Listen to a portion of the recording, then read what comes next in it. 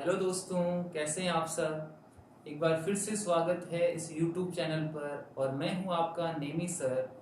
Class 12 में अपन electric capacitance chapter में last lecture complete कर चुके हैं, जिसमें अपन ने ये पढ़ा था कि कैपेसिटर जो होता है उसमें डाइलेक्ट्रिक के क्या क्या इफेक्ट्स होते हैं और डाइलेक्ट्रिक सब्सटेंसेस क्या होते हैं, स्फेरिकल कैपेसिटर क्या है, सिलेंड्रिकल कैपेसिटर क्या होता है। आज अपन स्टार्ट करने जा रहे हैं अपना अगला टॉपिक, कॉम्बिनेशन ऑफ कैपेसिटर्स। अब इस सीरीज कॉम्बिनेशन में क्या होता है, मान लेते हैं कि तीन कैपेसिटर है, यहाँ पर तीनों सीरीज में कनेक्टेड है, एक्सटर्नल पावर सप्लाई है यहाँ पर विच इज वी।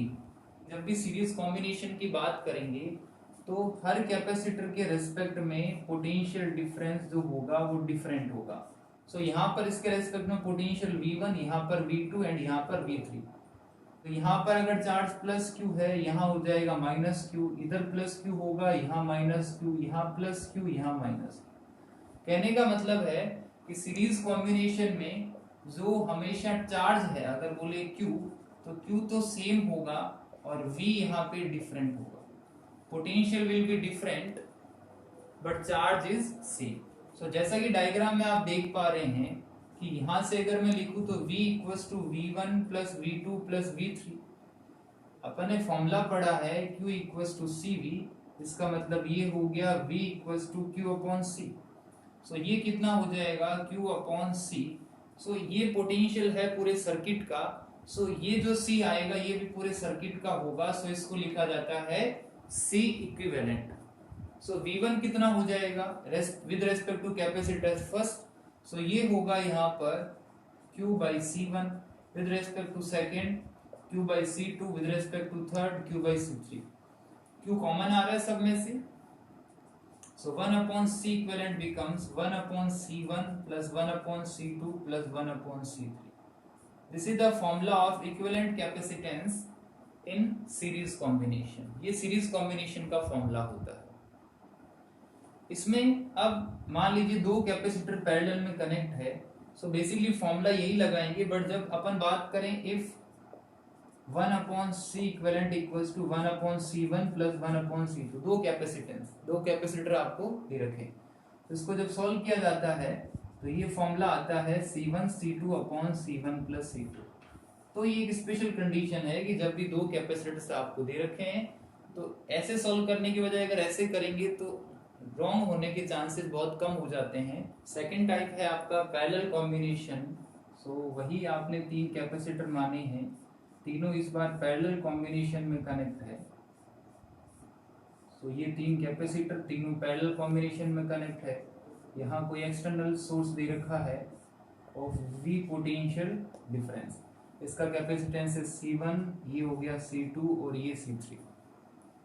अब इसमें क्या होता है जब भी कैपेसिटर्स पैरेलल में कनेक्ट होते हैं तो इन तीनों के रेस्पेक्ट में वोल्टेज सेम होगा। पैरेलल कॉम्बिनेशन में voltage across the capacitors will be same, but जो चार्ज होगा वो सब में डिफरेंट होगा। चार्ज यहाँ पर डिफरेंट होगा इसके रेस्पेक्ट में। मान लीजिए सर्किट की वजह टोटल चार्ज प्रोड्यूस हुआ Q, यहाँ पर होगा चार्ज Q1, इसमें होगा चार्ज Q2 और यहाँ पर होगा चार्ज Q3। जैसा कि डायग्राम से देख पा रहे हैं टोटल चार्ज Q जो है वो तीन पार्ट में डिवाइड हो रहा है। We can say that Q equals to Q1 plus Q2 plus Q3। Q equals to क्या होता है CV, it becomes C into V, और C क्या हो जाएगा पूरे सर्किट का, ये हो गया C1 इंटू V, क्योंकि इसके रेस्पेक्ट में वोल्टेज V है, सबके रेस्पेक्ट में वोल्टेज V होगा, plus C2V plus C3V, V common आके कैंसिल आउट हो गया। C equivalent becomes C1 plus C2 plus C3। This is the value of total और equivalent capacitance in the case of parallel combination. जैसे कि अपन एक numerical की बात करते हैं, जैसे कि C1, C2 एंड C3 की वैल्यू आपको गिवन है। C1 is 10 microfarad, C2 is also 10, C3 is 5। आपको फाइंड आउट करना है charge and potential at each capacitor. दोनों पर पोटेंशियल है V, इस पे कितना हो गया 100 माइनस V। इन दोनों पे पोटेंशियल सेम होगा, जो बचेगा वो इसके रिस्पेक्ट में होगा। सबसे पहले अपन C इक्विवेलेंट निकालते हैं सर्किट का। C इक्विवेलेंट में अपने को फॉर्मूला लगाना है C1 प्लस C2, उसके बाद ये जो 20 माइक्रोफैरड आया इसके साथ C3 जो है वो सीरीज में है 20 इंटू 5/20 + 5। तो ये कितना हो जाएगा 100/25, इट बिकम्स 4। सो अपने पास ये वैल्यू आ गई। अगर बात करें C इक्विवेलेंट की, सो इट बिकम्स 4 माइक्रोफैरड। दे रखा है टोटल 100 वोल्ट। तो क्या सर्किट में टोटल चार्ज कितना होगा फाइंड आउट किया जा सकता है। So Q equals to CV, it becomes 4 micro into 100। सो ये हो जाएगा आपका 400 माइक्रो कूलम।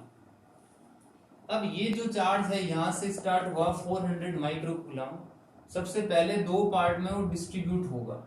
यहाँ पर अपने को पता है पैरेलल में चार्ज हमेशा डिफरेंट होता है। यहाँ पे चार्ज ले लिया Q1 और नीचे वाले में ले लिया Q2।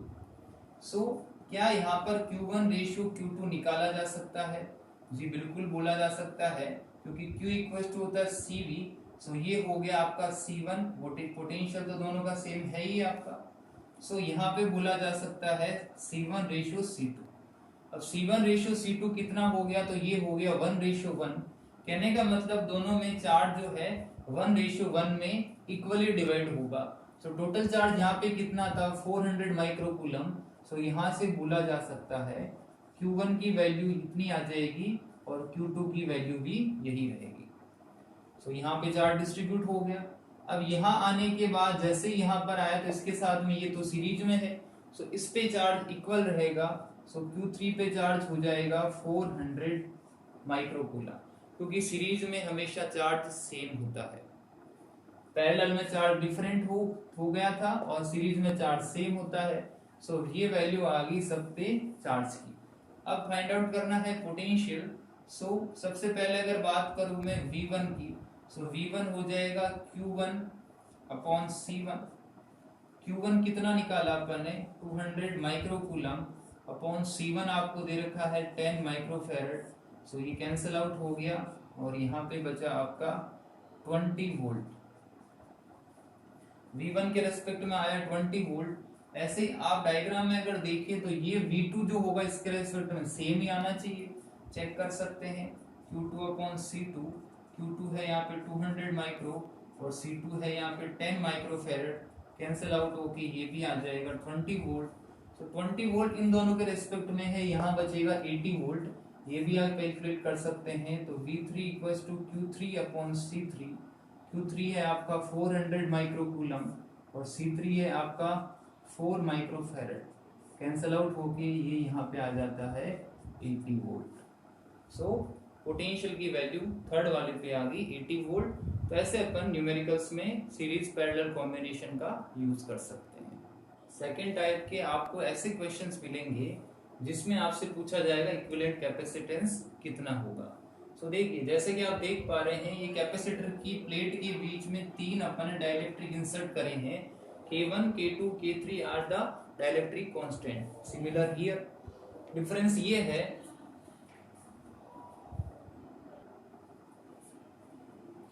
तो इन टाइप के क्वेश्चंस में जिसमें कि जैसे K1, K2, K3 आपको दे रखे हैं डाइलेक्ट्रिक कांस्टेंट्स। तो इसमें सबसे पहले क्या करते हैं अपन इसका इक्विवेलेंट डायग्राम बनाएंगे। सबसे पहले तो इसका डायग्राम बनाया तो ये किसी भी कैपेसिटर की फर्स्ट प्लेट, इस प्लेट पे एक डाइलेक्ट्रिक कांस्टेंट मैंने फिल कर रखा है।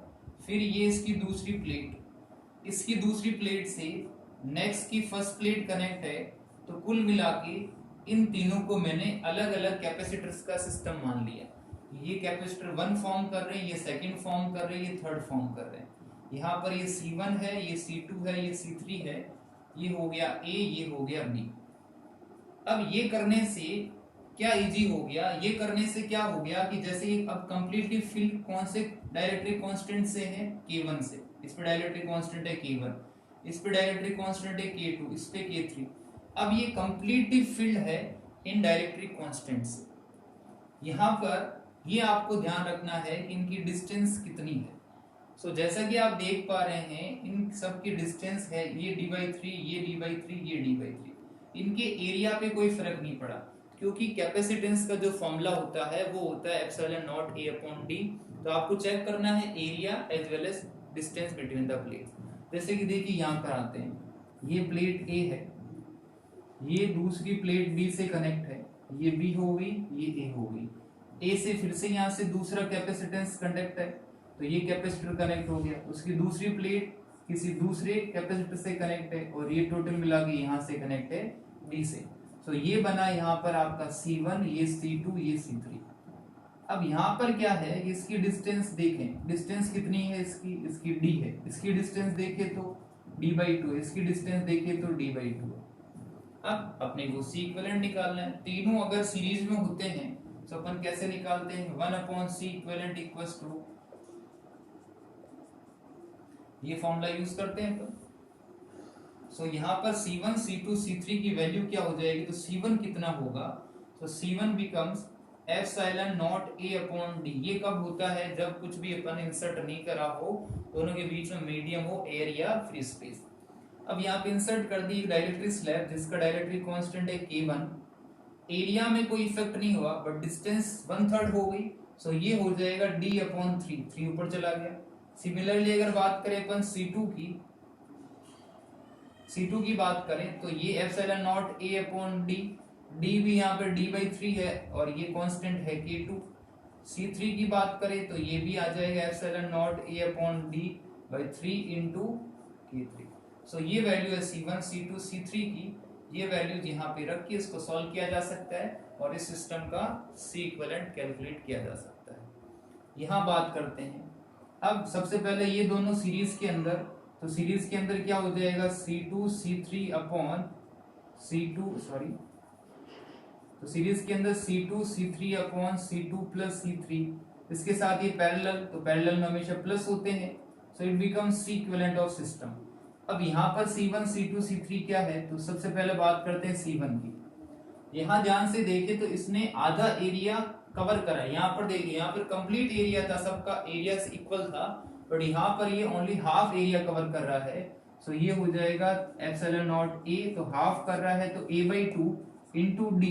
D भी यहाँ पर कितनी है, D यहाँ पर कंप्लीट D है, तो D एज इट इज आ गया, मल्टीप्लाई बाई K1 इसका डाइलेक्ट्रिक कांस्टेंट। C2 की बात करते हैं, एरिया यहाँ पर भी हाफ है तो A/2, D यहाँ पर D देखा तो D भी यहाँ पर हाफ हो रहा है तो D/2 इंटू वैल्यू आ गई K2 की।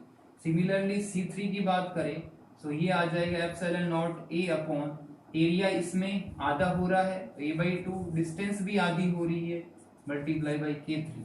सो ये वैल्यू आ गई C1, C2 एंड C3 की। यहाँ पर वैल्यू पुट करके इसको सॉल्व किया जा सकता है। तो सेकंड टाइप की न्यूमेरिकल इस टाइप में आते हैं ऑफ कॉम्बिनेशन ऑफ कैपेसिटर्स की। सो नेक्स्ट टॉपिक है आज आपका energy stored in a capacitor. अब कैपेसिटर में क्या होती है, बेसिकली दो प्रोसेस होते हैं, एक को बोलते हैं चार्जिंग ऑफ कैपेसिटर और दूसरा होता है discharging of capacitor.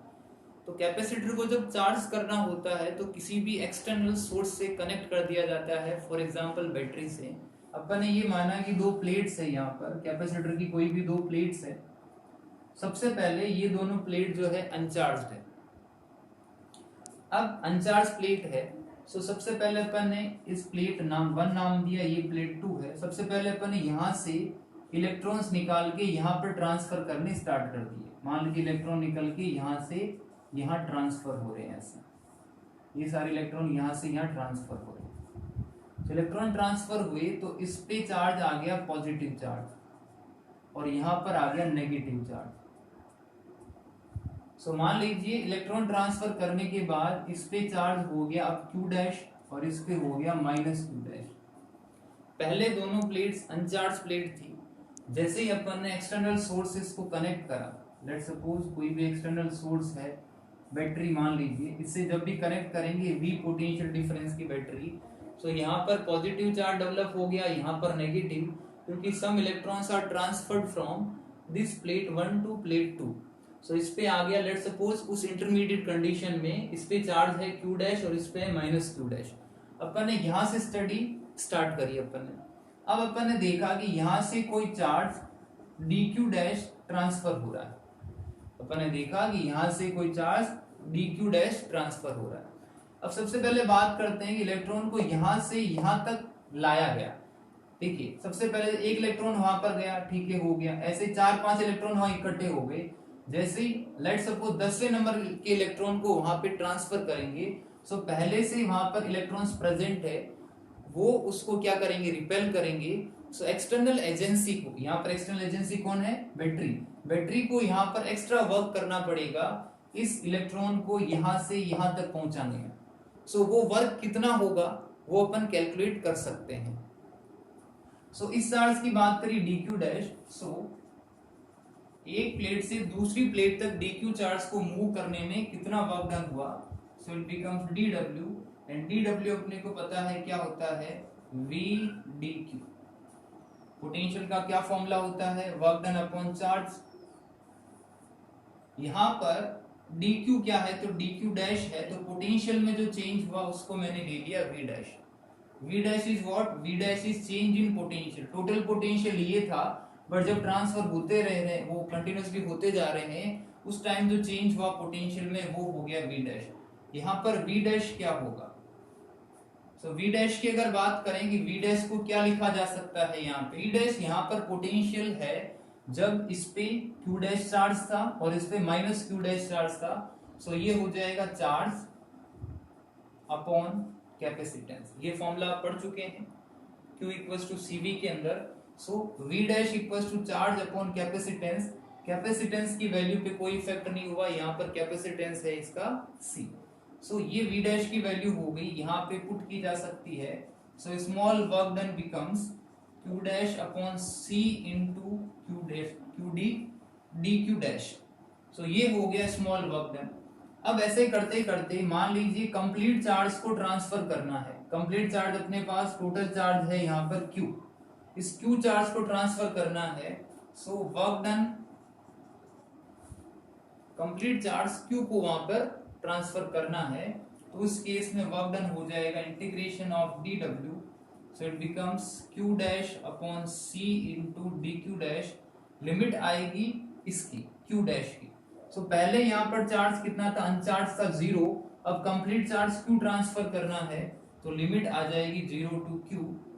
1 upon c is constant, q dash का dq के रेस्पेक्ट में इंटीग्रेशन, सो ये हो जाता है q square upon 2, limit goes from 0 to q, और ये हो गया आपका half q square upon c। So ये होता है work done half q square upon c। And as we know that ये जो वर्क डन है इसको यहाँ से यहाँ तक मूव करना, वो इस कैपेसिटर की इलेक्ट्रिक पोटेंशियल एनर्जी की फॉर्म में स्टोर हो जाएगा। सो पोटेंशियल एनर्जी यहाँ पर कितनी हो जाएगी, या अपन बोल सकते हैं स्टोर्ड एनर्जी कितनी हो जाएगी। पोटेंशियल एनर्जी को ही स्टोर्ड एनर्जी बोला जाता है। So it becomes q square upon 2c। एक फॉर्मूला ये आता है, आप इसमें वेरिएशन कर सकते हैं। q इक्वल्स टू cv अगर यूज करेंगे, सो यहाँ से आ जाएगा half cv square half qv। Energy density small u, तो इसको कैसे ब्रेक करेंगे, एनर्जी स्टोर्ड एनर्जी u या e कुछ भी लिख सकते हैं, becomes half q square upon c। तो ये हो गया charge store in the plate. अब यहाँ पर c क्या है, तो c becomes epsilon not a upon d। इसकी वैल्यू यहाँ पुट कर दीजिए, सो ये हो गया हाफ,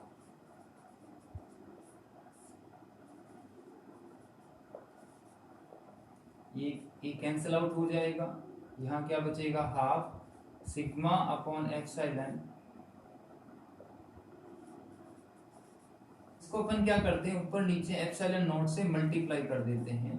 तो what is sigma upon epsilon naught, this is the electric field between the plates of capacitor. So इसको अपन ने नाम दिया ई नॉट।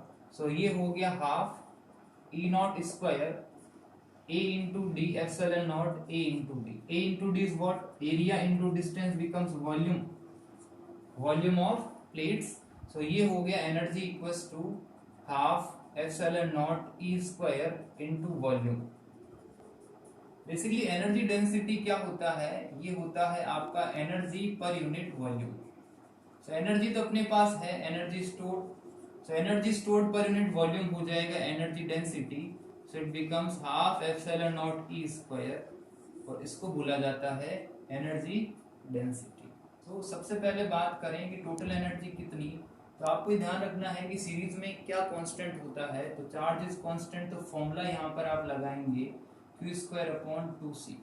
तो ये कंप्लीट सिस्टम की पोटेंशियल एनर्जी है, तो ये हो गया c equivalent. As we know that the formula of C equivalent, तो इसको ऐसा लिखा जा सकता है क्यू स्क्वायर अपॉन 2, इसकी वैल्यू होगी 1 upon C1 plus 1 upon C2 up to 1 upon Cn। इसको अंदर मल्टीप्लाई करने के बाद आप देखेंगे it becomes the energy of first capacitor, ये जो होगी ये सेकंड कैपेसिटर, तो ये हो जाएगा U1 plus U2 up to UN। कहने का मतलब ये है कि सीरीज कॉम्बिनेशन में जो टोटल एनर्जी होती है सिस्टम की या कैपेसिटर्स की टोटल एनर्जी होती है वो सब इंडिविजुअल कैपेसिटर्स की पोटेंशियल एनर्जी का सम होती है। सिमिलरली पैरेलल की बात करें तो इसमें क्या कांस्टेंट होता है, V कांस्टेंट होता है। तो यहाँ पे अपन फॉर्मूला लगाएंगे half CV square, C becomes equivalent capacitance, so ये हो जाएगा C1 plus C2 up to Cn into V square. अंदर जब मल्टीप्लाई करेंगे तो ये हो जाएगी पोटेंशियल एनर्जी ऑफ फर्स्ट, ये सेकेंड अप टू n। तो जैसा कि सीरीज कॉम्बिनेशन में है वैसा ही पैरेलल कॉम्बिनेशन में होता है। इन दोनों में टोटल एनर्जी अगर आपको निकालना है तो ये फर्क नहीं पड़ता कि दोनों किस में कनेक्टेड है, सीरीज है कि पैरेलल, आपको बस सारे कैपेसिटर्स की इंडिविजुअल एनर्जी निकाल लीजिए और सबका अलजेब्रिक सम कर दीजिए। तो the next topic is redistribution of charges. Redistribution of charges का मतलब क्या है कि यहाँ पर अपन ने दो कंडक्टर्स लिए हैं, ये दो इंसुलेटेड कंडक्टर्स हैं। ये पहले स्टार्टिंग पोटेंशियल है इसका V1, इसका है V2, कैपेसिटेंस है इसका C1 और इसका C2। अब रीडिस्ट्रीब्यूशन का मतलब है कि इनको पहले किसी भी आपस में किसी फिजिकल कांटेक्ट या किसी भी सिस्टम के थ्रू जोड़ा हुआ नहीं था, कनेक्ट नहीं कर रखा था। अब जैसे ही कनेक्ट करेंगे तो चार्जेस कैसे डिस्ट्रीब्यूट हो जाते हैं वापस, वो इसमें चेक किया जाता है। इसलिए इस टॉपिक का नाम दिया गया रीडिस्ट्रीब्यूशन ऑफ चार्जेस। इसका चार्ज स्टार्टिंग में मान लेते हैं Q1 है और ये Q2 है।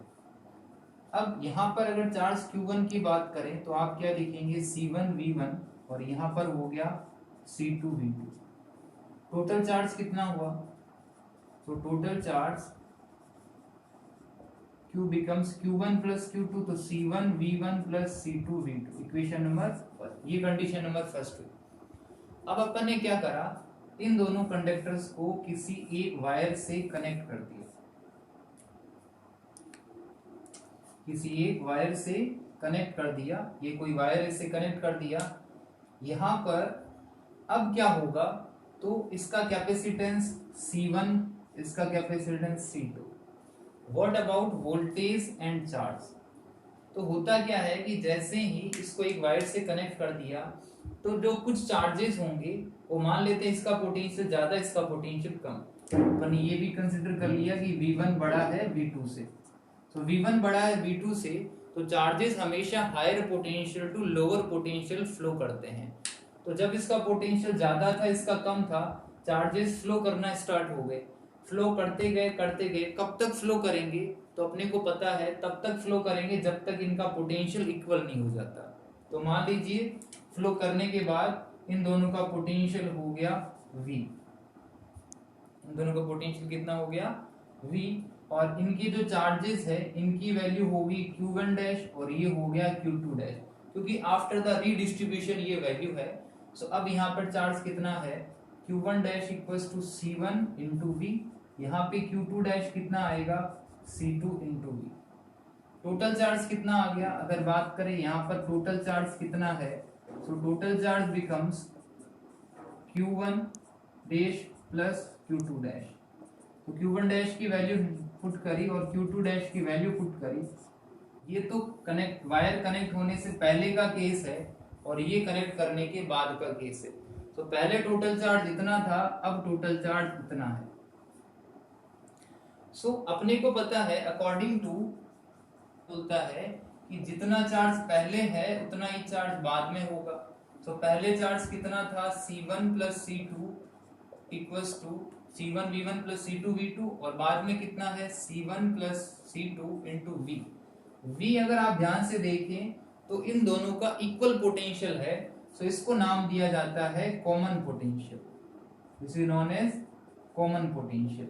सो यहाँ पर इसको नाम दे दिया कॉमन पोटेंशियल। तो कॉमन पोटेंशियल कितना हो गया, it becomes C1 V1 plus C2 V2 upon C1 plus C2। So VC यहाँ पर है आपका कॉमन पोटेंशियल। तो आप यहाँ ऐसे कॉमन पोटेंशियल कैलकुलेट कर सकते हैं। अब अगर यहाँ पर देखें कि बाद में जो चार्ज था वो Q1 डैश है, वो कितना है C1V कॉमन, और Q2 डैश कितना है, वो है आपका C2 into V common. Ratio अगर दोनों का फाइंड आउट करना है तो इस केस में क्या आ जाएगा कि Q1 dash upon Q2 dash becomes C1 upon C2। इसका मतलब क्या है कि रीडिस्ट्रीब्यूशन होने के बाद जो चार्जेस का रेशियो होगा वो हमेशा प्रोपोर्शनल होगा उन कंडक्टर्स के कैपेसिटर के। सो जैसे कि यहाँ पे कंडीशन ले रखी है V1 ग्रेटर देन V2, तो क्या आप बता सकते हैं V कॉमन की वैल्यू किससे बड़ी होगी या किससे छोटी होगी? सो V कॉमन का मतलब ये हो गया कि इसका पोटेंशियल ज्यादा था, इसका कम था, तो ये V कॉमन इन दोनों के बीच में कहीं लाई करेगा। So we can say that V1 greater than होगा V कॉमन से और कम होगा V2 से। सो V कॉमन कम हो गया V1 से और बड़ा हो गया V2 से। सो अपन ने बात करी डेल्टा V1 की। Delta V1 is what? इसको क्या लिख सकते हैं? डेल्टा V1 क्या हो जाएगा? पहले वैल्यू थी V1, उसके बाद हो गया V कॉमन, तो इसमें से इसको माइनस कर देंगे। सो वैल्यू पुट कर दी यहाँ पर VC की, तो C1 प्लस C2, ये वैल्यू आ गई डेल्टा V1 की। ऐसे ही डेल्टा V2 जब कैलकुलेट करेंगे तो ये हो जाएगा आपका VC माइनस V2। इस बार VC बड़ा है V2 से, तो सोल्व करने के बाद ये वैल्यू आ जाती है C1 V1 minus V2 upon C1 plus C2, और ये वैल्यू आती है C2 V1 प्लस V2। यहाँ पे नहीं, सॉरी, ये नेगेटिव साइन में चेंज हो जाएगा तो ये भी नेगेटिव आ जाएगा आपका। सो ये वैल्यू आती है इक्वेशन फर्स्ट में, ये आती है इक्वेशन सेकंड। अगर आपसे बोला जाए delta V1 upon delta V2 क्या होगा, तो डेल्टा V1 अपॉन V2 क्या लिख सकते हैं? ये इन सबसे कैंसिल आउट हो जाएगा, तो ये बचेगा यहाँ पे C2 upon C1। So the ratio of voltage after redistribution of charges becomes inversely proportional to their capacitances. Next topic है एनर्जी लॉस। सो होता क्या है in the process of redistribution of charges, जब चार्ज वायर के through एक conductor से दूसरे conductor में ट्रांसफर होते हैं, तो जो कंडक्टर बीच में कनेक्ट था, जो वायर बीच में कनेक्ट था, उसके अंदर जब चार्ज फ्लो करेगा तो वो वहां पर लॉस होगा एनर्जी का। और किस फॉर्म में होता है? वो होता है in the form of heat. Heat की फॉर्म में वो लॉस होता है। कितना होता है वो आपको कैलकुलेट करना है। तो जैसे कि अपने को पता है कि दोनों कंडक्टर्स अपन ने लिए थे, इसका कैपेसिटेंस C1 था, इसका कैपेसिटेंस C2 था, पोटेंशियल V1 V2। कनेक्ट करने से पहले अगर पोटेंशियल एनर्जी की बात करें तो ये हो जाएगा U1 प्लस U2, और it becomes half C1 V1 square plus half C2 V2 square. ये हो गई potential energy before the connection. Connect करने के बाद जैसे ये C1, ये इसका पोटेंशियल हो गया था V कॉमन, ये हो गया था C2, और ये पोटेंशियल V कॉमन यहाँ किसी वायर से अपन ने कनेक्ट करा है इसको। So it becomes half C1 VC square plus half C2 VC square. तो एनर्जी लॉस का मतलब क्या हुआ कि पहले एनर्जी ज्यादा थी, बाद में एनर्जी कम थी। एनर्जी लॉस हुआ कि नहीं हुआ, या एनर्जी लॉस कितना होता है वो कैलकुलेट करेंगे इसमें। सो एनर्जी लॉस यहाँ पर हो गया delta U। So delta U becomes U initial minus U final.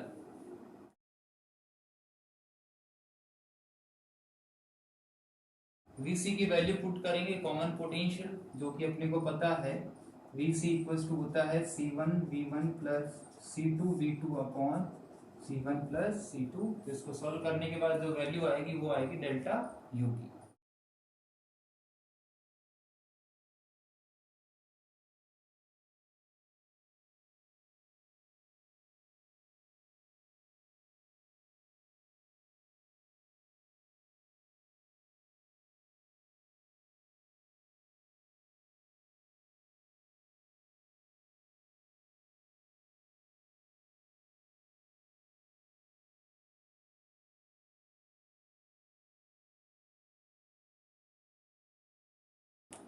सो ये वैल्यू आ जाती है एनर्जी लॉस की। तो यहाँ पे आप देख पा रहे हैं C1 हमेशा पॉजिटिव होता है, capacitance first positive, capacitance second भी पॉजिटिव। ये जो टर्म आपको स्क्वायर के साथ दिख रहा है ये हमेशा पॉजिटिव आएगा। इसका मतलब हुआ कि डेल्टा U की वैल्यू ऑलवेज पॉजिटिव रहेगी। पॉजिटिव होने का मतलब है कि U initial is always greater than you final, तो ये अपन बोल सकते हैं कि यहाँ पर एनर्जी लॉस होगा। एनर्जी लॉस कितना होगा, तो half C1 C2 upon V C1 plus C2 into V1 minus V2 का होल स्क्वायर। अगर यहाँ पे बात करें कि दोनों का पोटेंशियल इक्वल हो, V1 इक्वल टू V2, मान लीजिए जो कंडक्टर्स अपन ने लिए हैं दोनों का पोटेंशियल इक्वल है, सो इस केस में एनर्जी का लॉस कितना होगा, जीरो। एनर्जी का लॉस जीरो क्यों हुआ, चार्ज ट्रांसफर ही नहीं होगा, क्योंकि पोटेंशियल अगर इक्वल है तो चार्जेस का ट्रांसफर नहीं हो सकता। ये कोई भी कैपेसिटर है, इसको अपन ने V पोटेंशियल की बैटरी से चार्ज दिया, एनर्जी स्टोर्ड, इसका टोटल एनर्जी कितनी है, तो इसकी पोटेंशियल एनर्जी है कितनी। अगर बात करूं मैं, ये होगी बैटरी की एनर्जी, तो बैटरी कितनी एनर्जी प्रोवाइड कर सकता है, QV। इसने कितनी स्टोर करी, हाफ QV, तो रिमेनिंग 50% कहां पर गया, रिमेनिंग जो आपका है 50% वो in the form of heat energy lost हो जाता है। 50% जो होता है वो हीट एनर्जी की फॉर्म में लॉस हो जाता है। सो ऐसे अपन समझ सकते हैं एनर्जी लॉस को।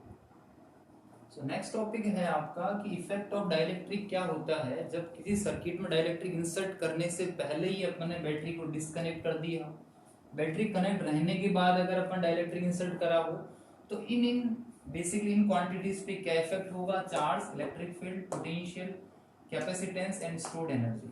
सबसे पहले आप ध्यान रखिए, जब भी बैटरी डिस्कनेक्ट कर दी है अपन ने, उसके बाद अगर डाइलेक्ट्रिक इंसर्ट कर रहे हैं, there is no effect on charge, charge पे यहाँ पर कोई भी इफेक्ट नहीं होगा। जब बैटरी कनेक्ट है तब अपन ने डाइलेक्ट्रिक इंसर्ट करा है, तो there is no effect on potential between the plates of capacitor. Electric field की बात करें तो अपने को पता है डाइलेक्ट्रिक इंसर्ट करने से इलेक्ट्रिक फील्ड के टाइम डिक्रीज हो जाता है, वेयर के इज डाइलेक्ट्रिक कांस्टेंट। पोटेंशियल, तो पोटेंशियल इक्वल टू होता है इलेक्ट्रिक फील्ड इनटू डिस्टेंस, तो ये जब कैलकुलेट करेंगे तो ये भी के टाइम डिक्रीज हो जाएगा। कैपेसिटेंस होता है Q बाई V, Q पे कोई इफेक्ट नहीं, बट V के टाइम डिक्रीज हो गया तो कैपेसिटेंस के टाइम इंक्रीज हो जाएगा। सिमिलरली पोटेंशियल एनर्जी या स्टोर्ड एनर्जी जो है वो भी के टाइम डिक्रीज हो जाती है। यहाँ पर बात करते हैं, यहाँ पर अपने को क्या करना है, चार्ज की बात करेंगे। चार्ज पे क्या इफेक्ट होगा, चार्ज की वैल्यू निकालने से पहले मैं आपको बताऊंगा वोल्टेज कैसे कैलकुलेट करेंगे, क्योंकि अपने पास चार्ज की वैल्यू है C डैश V डैश, तो पहले पता तो चले कि V पे क्या इफेक्ट हुआ, C पे क्या इफेक्ट हुआ। बात करते हैं V पर। V dash equals to electric field into distance, electric field पे कोई इफेक्ट नहीं, ना ही डिस्टेंस पे इफेक्ट, तो V डैश पहले जितना ही हो जाएगा। अपन बोल सकते हैं कि V पर भी कोई इफेक्ट नहीं हुआ। व्हाट अबाउट कैपेसिटेंस, तो अपने को पता है कैपेसिटेंस की वैल्यू चेंज हो जाती है और वो हमेशा के टाइम इंक्रीज हो जाती है। ये हो गया KC नॉट, इनकी वैल्यू यहाँ पुट कर दीजिए, KC not into V dash की वैल्यू V ही रहेगी, तो ये टोटल वैल्यू हो गई K टाइम्स ऑफ चार्ज, तो चार्ज जो होगा वो K टाइम्स इंक्रीज हो जाएगा। बात करें पोटेंशियल एनर्जी की, U डैश बिकम्स, फॉर्मूला लगा दीजिए आप, half Q dash V dash, Q dash हो गया K times of Q not और V डैश पे कोई फर्क नहीं पड़ा, इसका मतलब पोटेंशियल एनर्जी जो होगी आपकी वो K टाइम इंक्रीज हो जाएगी। आज की क्लास में इतना ही। तो अगर वीडियो आपको पसंद आया हो तो कमेंट, शेयर, सब्सक्राइब करना ना भूले। And thanks for watching, all the best.